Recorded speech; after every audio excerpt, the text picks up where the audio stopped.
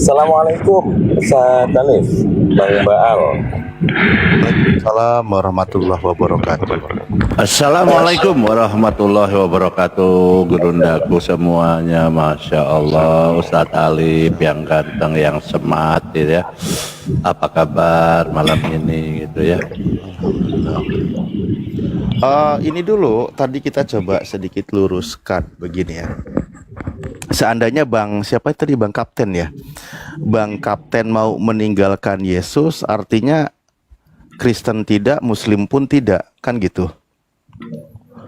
Karena di dalam ajaran Islam itu tidak ada satupun nabi yang dibantah atau yang ditinggalkan atau yang diingkari. Itu tidak ada. Itu pertama. Kedua, sejauh yang kami ketahui dari testimoni teman-teman Kristen yang mu'alaf, ketika dia menjadi seorang Muslim, dia semakin cinta terhadap Yesus dan semakin memuliakan Yesus. Artinya, ketika dia menjadi seorang Muslim atau seorang mu'alaf, bukan meninggalkan Yesus, bukan, tetapi semakin dekat, semakin memuliakan. Iya, Pak Ustadz. Itu memang. Karena kalau saya tidak melupakan Yesus, tidak sama sekali. Malah saya menganggap dia seorang nabi, Pak Ustadz. Berarti saya tidak meninggalkan dia. Dia tetap ada. Itu saya percaya, tapi saya percaya dia sebagai nabi, bukan Tuhan. Saya mempercayai dia sebagai nabi, itu pun saya menyelamatkan dia. Gitu. Kenapa saya bilang saya menyelamatkan? Karena saya tidak bisa kan menuhankan manusia. Nanti kan Bapa di sorga menurut Alkitab dia kan maha pencemburu. Jadi kalau saya pakai dua Tuhan, nanti dia marah. Gitu. Lalu saya harus pakai Tuhan yang benar dong. Gitu. Tuhan yang benar itu Tuhannya Yesus. Itu. Tapi saya tidak meninggalkan Yesus. Saya percaya dia itu nabi. Betul, makanya tadi saya sedikit meluruskan kalimat di awal gitu, biar tidak ada kesalahpahaman. Nah, salah satu ciri-ciri dari tidak meninggalkan Yesus itu adalah mendengarkan pesan-pesan Yesus, mendengarkan nubuatan-nubuatan Yesus, dan mencari jawaban apa yang disampaikan oleh Yesus tersebut. Ketika Yesus mengabarkan bahwa nanti akan ada yang mengajak kamu ke dalam seluruh kebenaran, maka tugas Anda itu mencari. Kalau Anda tidak mencarinya, kalau Anda tidak mencari tahu, tidak berusaha untuk menemukan hal itu, artinya Anda memang baru sebatas di mulut saja gitu.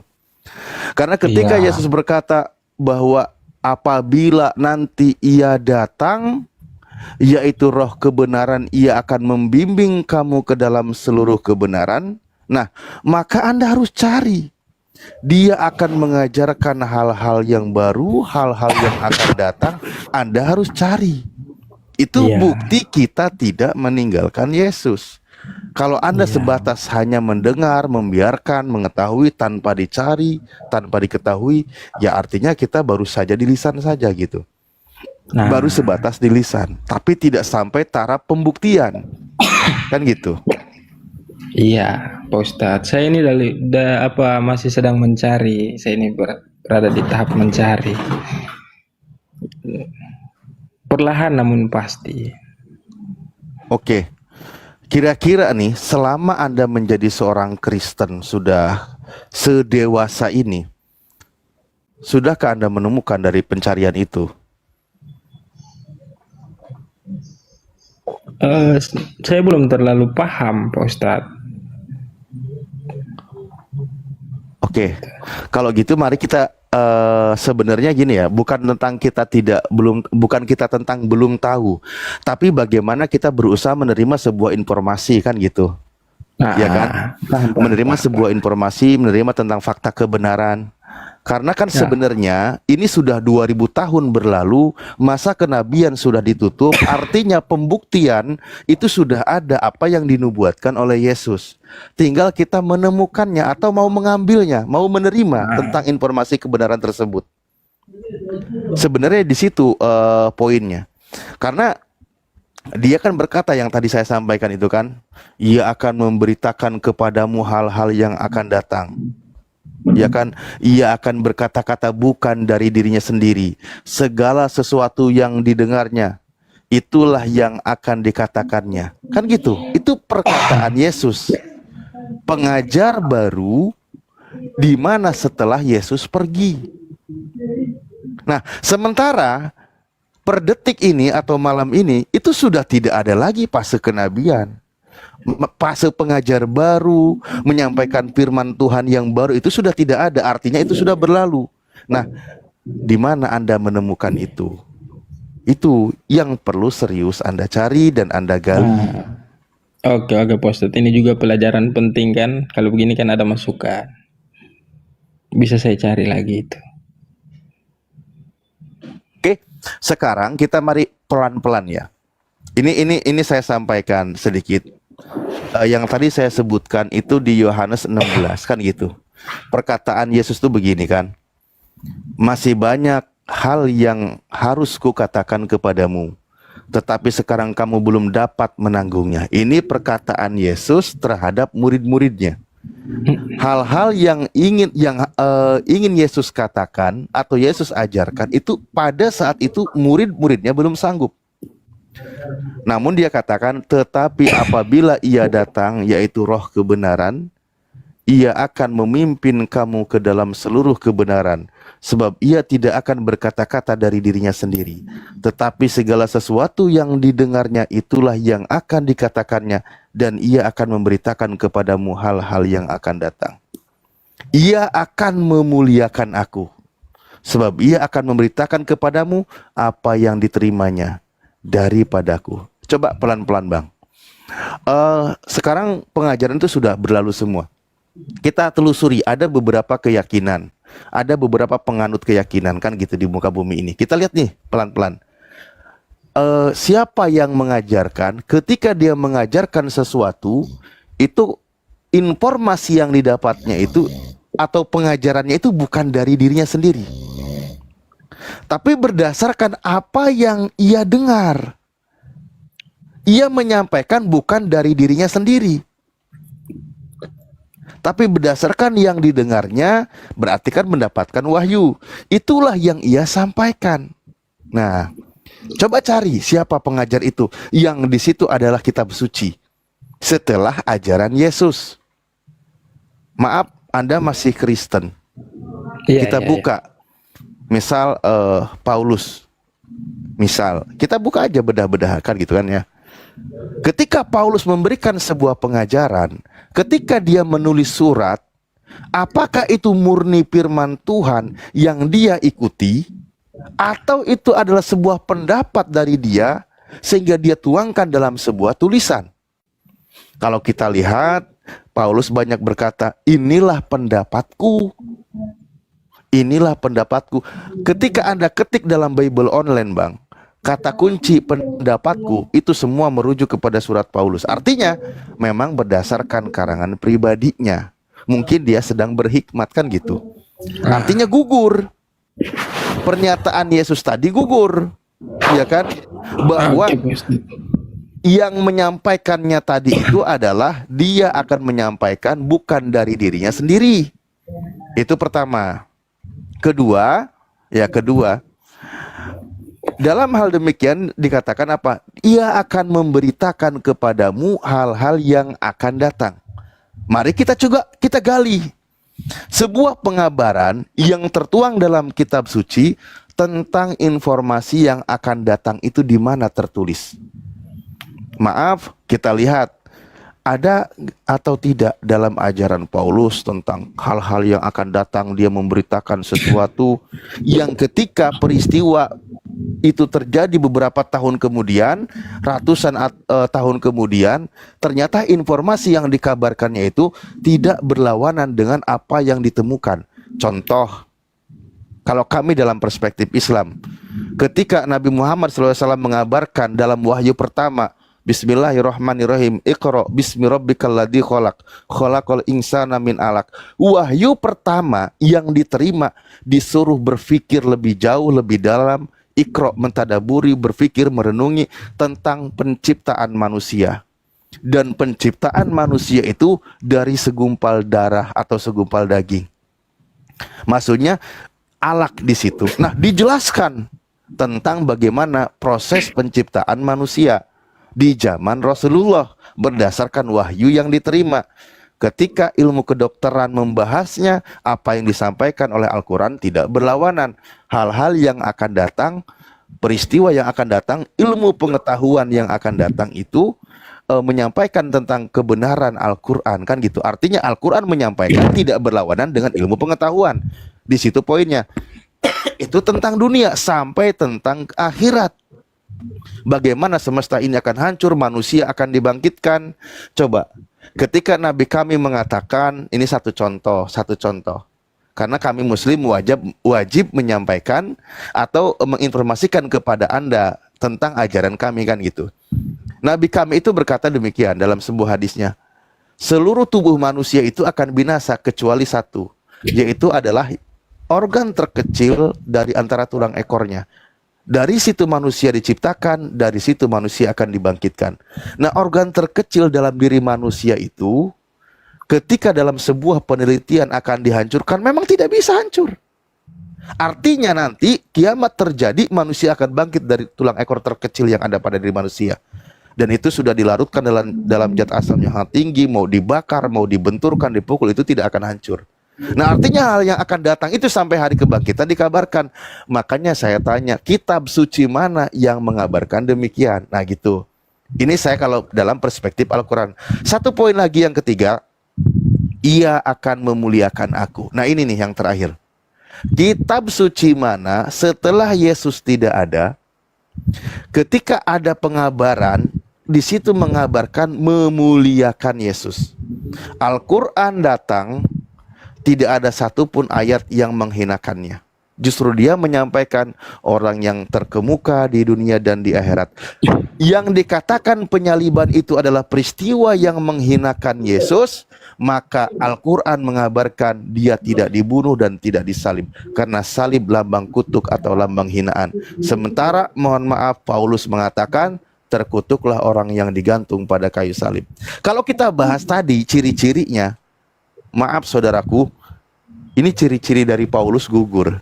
Tapi kenapa lebih menggenapi Nabi kami, Nabi Muhammad SAW? Tapi itu versi kami sebagai Muslim.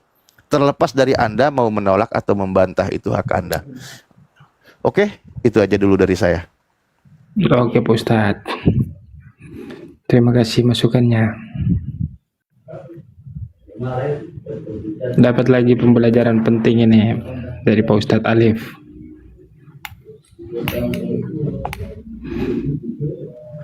Allahu Akbar. Lanjut, Ustaz. Iya, cuma makanya begini, pencarian itu kan tidak boleh berhenti. Iya Ustadz, sebagaimana kita tidak pernah berhenti menemui ajal kita. Jadi kan setiap hari waktu berjalan itu kan kita sedang menghampiri ajal kita atau akhir masa kehidupan kita. Dan itu lebih uniknya lagi adalah sebuah rahasia Tuhan. Kita tidak tahu kapan kita wafat. Dan itu detik demi detik yang kita lalui itu adalah itu proses di mana kita akan menjumpai ajal kita. Nah, makanya dalam tahap masa pencarian itu sebagaimana ajal akan menjemput, jangan pernah berhenti. Jangan pernah berhenti. Nah, ketika tadi yang saya sampaikan, saya kasih kesempatan kepada saudaraku Bang Kapten ya, untuk membantah, karena Anda bukan Muslim. Saya kasih kesempatan Anda untuk membantah.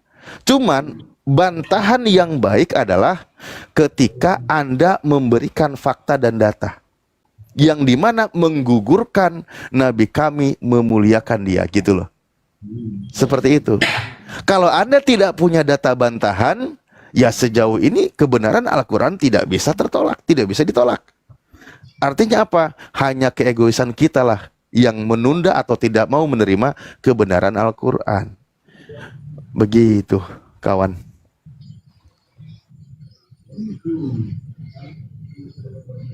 Iya, Pak Ustadz. Ada bantahannya? Tidak ada. Oke. Baik. Tidak ada bantahan karena saya tidak punya datanya. Tidak ada juga datanya di sini. Mau bikin apa kalau tidak ada data kan tidak mungkin saya mau sembarang berbicara kan Pak Ustadz. Oke. Baik. Saya kalau begitu biar kita tetap berlanjut ya. Anda tentu percaya 100% terhadap surat-surat Paulus. Atau saat ini ragu? Saat ini saya ragu. Ragu. Nah, makanya saya bilang tadi, itu kan kata Yesus ketika dia pergi, nanti akan ada penolong yang lain. Penolong itu adalah memuliakan Yesus. Nah, coba saya bahasakan begini, mohon maaf. Ketika Nabi Muhammad SAW mengabarkan tentang Nabi Isa alaihissalam di dalam Al-Quran, Al-Quran surah Ali Imran dan beberapa ayat Al-Quran menyebutkan dia itu adalah orang yang terkemuka. Berarti orang yang mulia, orang yang dihormati. Bahkan bukan hanya di dunia tapi juga di akhirat. Ketika ada orang yang menjelaskan tentang dia itu mati di atas kayu salib, sementara kita semua tahu salib adalah lambang kutukan, salib adalah lambang hinaan. Bahkan pada masa itu hukuman yang paling rendah, yang paling hina adalah penyaliban. Nah, saya melihat dari perspektif Al-Quran tadi, mulia, tidak ada yang namanya kehinaan. Mohon maaf, ketika Paulus berkata, terkutuklah orang yang digantung pada kayu salib, dan di situ merujuk kepada Yesus. Pertanyaan saya, apakah Anda setuju dengan pernyataan Paulus tersebut? Tidak. Oh tidak. Ya Anda berarti sudah bukan Kristen kalau gitu Bang. Karena Anda tidak percaya. Berarti secara tidak langsung dia mengutuk itu. Memang betul. Itulah makanya aku bilang. Sementara, coba kita lihat ya. Doa Yesus setelah dia mengajarkan, menyampaikan firman dari Tuhan, dia berdoa kepada Tuhan, ya Bapa, permuliakanlah aku sebagaimana kemuliaan yang aku miliki. Dia minta dipermuliakan. Sebenarnya logis, karena seorang manusia setelah menyelesaikan misinya, menjalankan pesan Tuhan atau perintah Tuhan, menjalankan misinya selesai, maka layak dia mendapatkan kemuliaan dari Tuhan. Itu sebelum dia terangkat ke langit, sebelum terjadinya ada penyaliban. Kan gitu. Nah, ketika dia berdoa minta dipermuliakan, maka berarti layaknya dia mulia. Maka kami itu sangat kaget Bang, ketika ada yang berani mengatakan Yesus itu mati di atas kayu salib. Bahkan lebih jauh lagi adalah dikatakan mengambil kutuk dan menjadi terkutuk. Itu yang paling saya ngeri. Berarti tidak mulia. Bahkan kalau merujuk yang pernyataan Paulus di sana, sebab ada tertulis, terkutuklah orang yang digantung pada kayu salib. Yang tertulis di dalam Ulangan 21 nomor 23, ketika orang itu digantung di atas kayu salib, maka saat itu orang itu sedang dikutuk oleh Tuhan.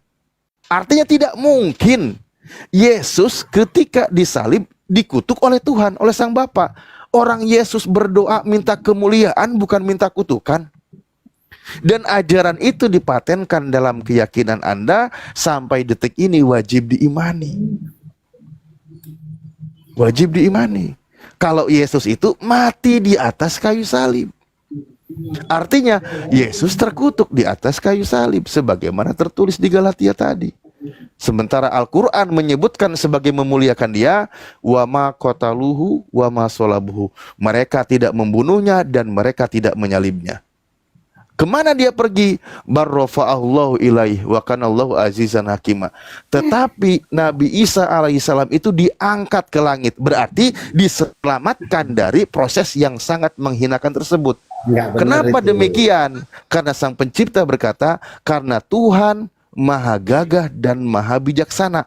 Kebijaksanaan Tuhan menyelamatkan hambanya dari hal yang paling ngeri, yaitu terkutuk. Wah, ini Al-Quran mengabarkan demikian. Konsisten. Apabila ia datang, ia akan memuliakan aku. Sampai detik ini umat Islam perintahnya mengimani para utusan Tuhan dan tidak ada perbedaan bagi mereka. Amanar rasulum bima unzila ilaihi min rabbihim wal mu'minun. Kami beriman kepada seluruh utusan Tuhan. Kami beriman, la nufarriqu baina ahadim mir rusulih. Kami tidak beda-bedakan dari setiap utusan Tuhan. Semua utusan Tuhan itu mulia, semua utusan Tuhan itu benar, semua utusan Tuhan cerdas, semua utusan Tuhan penyampai firman, tidak ada yang berkhianat. Itu kami konsisten dari ajaran Nabi kami. Begitu Bagus. saudaraku. Bagus. Ini kalau ini bagus Pak Ustadz, bagus. Sesuai dengan pemikiran juga ini bagus. Kalau yang Pak Ustadz bilang itu diangkat itu memang kayaknya betul sih. Ini baru saya belajar tentang banyak hal juga itu Pak Ustadz. Gitu.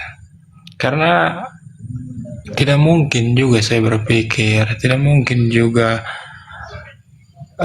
Abraham saja pernah dicobai begitu, ingin diberikan anaknya itu mau disembeli, tapi pada akhirnya tidak betul-betul disembeli.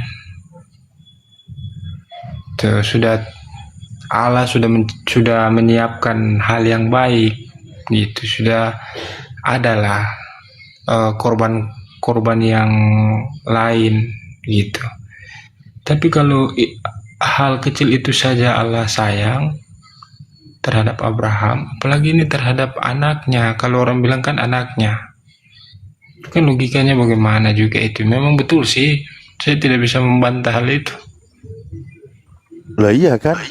Di dalam Matius 3 nomor 17 dikatakan, itulah, lihatlah, inilah anakku yang kupilih, yang kukasihi, yang kepadanya jiwaku berkenan. Itu kan sebenarnya anak di situ ternyata merujuk kepada nubuatan yang tertulis di Matius juga, Matius 12.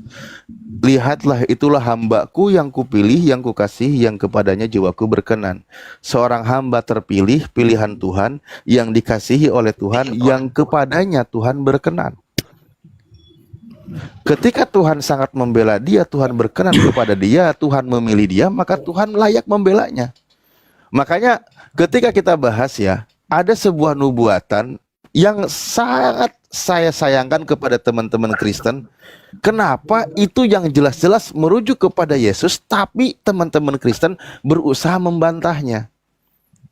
Contoh misal ketika iblis berkata, Yesus dicobai di padang gurun. Jika engkau adalah anak Tuhan, maka Yesus disuruh melompat dari atas gunung ini. Jatuhkanlah dirimu dari atas gunung ini. Sebab ada tertulis, Tuhan akan mengutus malaikatnya untuk menatang engkau sehingga engkau tidak sampai terantuk kepada batu.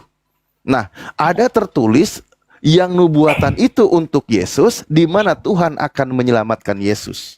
Tuhan sangat berkenan kepada dia. Nah, ketika demikian, itu tertulis di dalam Mazmur yang jelas-jelas tertulis itu untuk Yesus. Tapi teman-teman Kristen sering meluputkan ayat itu. Di situ ternyata jelas, dia memang Yesus dalam lindungan Tuhan, dia diselamatkan oleh Tuhan. Jangankan dia itu sampai mati di atas kayu salib, kena batu aja Tuhan gak rela. Dia panjang umur, dia diselamatkan, dia hanya menonton dari kejauhan pembalasan terhadap orang fasik. Artinya apa? Ketika terjadi penyaliban hukuman itu, Yesus itu dari kejauhan hanya melihat. Artinya bukan betul, dia. Betul kok. Bukan dia Ustadz, karena yang begini, disalibnya gitu. itu juga semua betul. Apa yang kata post itu saya tidak bisa membantah karena itu betul. Gitu. Kalau ada kan bilang tentang salib, si pembahasannya tentang salib, itu menghapus dosa umat manusia. Kalau dosa kita sudah dihapus, otomatis kita tidak bisa mati. Gitu. Tapi kok ini kita masih tetap mati. Berarti tidak ada dosa yang dihapus ini. Kita masih memikul dosa kita masih gitu. Jadi saya ini hanya berpikir secara logika, menggunakan logika akal sehat. Gitu. Kalau Pak Apalagi Ustadz kalau sampai ke bilang sana dia tentang diangkat, dosa. begitu diangkat ke surga, itu menurut saya itu logikanya itu memang bagus, itu memang pas.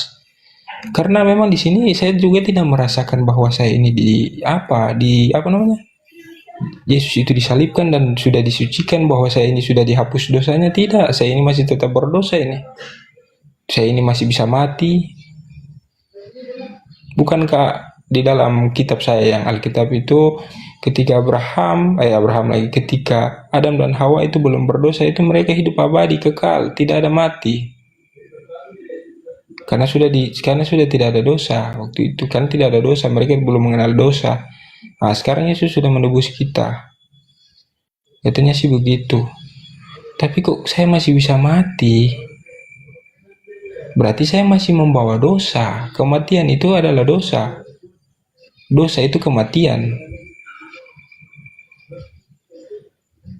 Kan di dalam kitab ada tertulis Roma 8 nomor 10. Sebab tubuh mati karena dosa. Ah, Pak Ustadz, betul. Itu yang membuat saya kan, Ya makanya artinya berdosa semua. saya bingung. Begitu, ini apanya yang ditebus? Kalau memang disalibkan berarti kan ada penebusan yang besar-besaran. Tidak mungkin sampai sudah mati begitu pun tidak ada yang ditebus kan? Ini kalau menurut ajaran saya kan ini sudah mati. Tapi kita juga masih bisa mati, masih berdosa. Ini apa logikanya? Maksudnya cara berpikirnya bagaimana?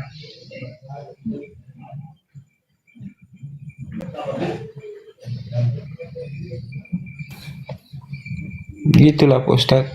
Oke. Ya, mungkin ada pertanyaan dulu Tidak ada Pak Ustadz. Dari yang tadi semua mengganjal. yang Pak Ustadz bicarakan ini kan saya anggap itu benar karena memang pas dengan logika saya. Sangat-sangat pas. Tepat. Saya Oke. tidak mungkin kan mau mengurangi. Karena memang di dalam Alkitab sendiri kan bilang kita tidak bisa menambah dan juga tidak bisa mengurangi. Itu kalau hal yang benar ya tetap benar. Saya tidak bisa menolak hal itu. Ya, mungkin saya sapa dulu teman-teman Kristen. Kristen setia, selamat malam. Kristen setia, selamat malam. Kristen setia. Dibuka mute-nya, Kristen setia. Oi, Bang Jimmy, Sinambela. Ya, Selamat malam, Aksela. Selamat malam, Aksela. selamat malam. Ya, tinggal Kristen setia. Selamat malam, Kristen setia. Gimana sih Kristen setia ini? Ya, Bang Jimmy mau berdiskusi, Bang Jimmy. Temanya sudah ada, siapa sosok Paulus? Bagaimana? Mau diskusi? Diskusi apa? Itu temanya sudah ada di atas. Biar Terus nanti saya Bang Kapten sambil lalu menyimak, Bang Kapten. Terus kalau saya bertanya tentang temanya itu juga begitu. Ya nggak apa-apa. Nanti Anda mirroring, nggak apa-apa. Yang saya tanyakan, apakah saya bertanya harus sesuai dengan temanya? Iya, temanya itu. Siapa sosok Paulus menurut Kristen?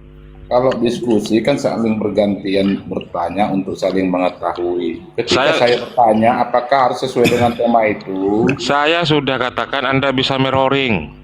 Nggak apa-apa. Silakan. Iya. Tapi sebelum lebih jauh, host, saya menghargai Bang Kapten. Jadi apakah dia itu mau terus belajar atau ingin pembahasan tentang apa dulu sehingga menjawab rasa penasarannya, atau dia memang mau sekedar menyimak, kan gitu. Karena menyelamatkan jiwa satu orang yang hampir selamat itu buat saya lebih baik daripada yang masih senang berada di dalam jurang. Betul Ustaz. Bang Kapten, masih ada unek-unek yang belum tersampaikan, Bang Kapten? Silakan Bang Kapten, tanya sepuasnya. Nanti misalnya ketika jawabannya Ustadz Alif tidak sesuai dengan teman-teman Kristen, bisa dibantah. Silakan Bang Kapten. Silakan Bang Kapten. Kalau masih ada unek-unek, Bang Kapten monitor. Kapten. Bang Kapten monitor. Kayaknya lagi jauh dari perangkat. Bang Kapten monitor. Bang Kapten monitor. Bang Kapten monitor. Udah monitor Ustaz. Masih banyak orang mungkin di sampingnya.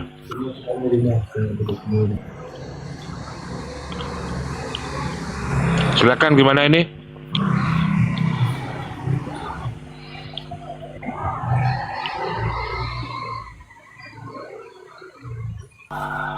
Silakan Jimmy Sinambela, ada yang mau disampaikan? Silakan Jimmy. Oh, boleh bertanya? Mau bertanya ini Ustaz Alif, gimana Ustaz Alif?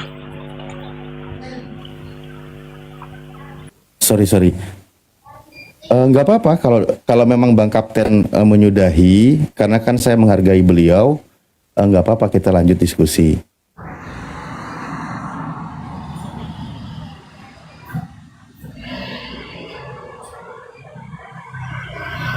Ya, silakan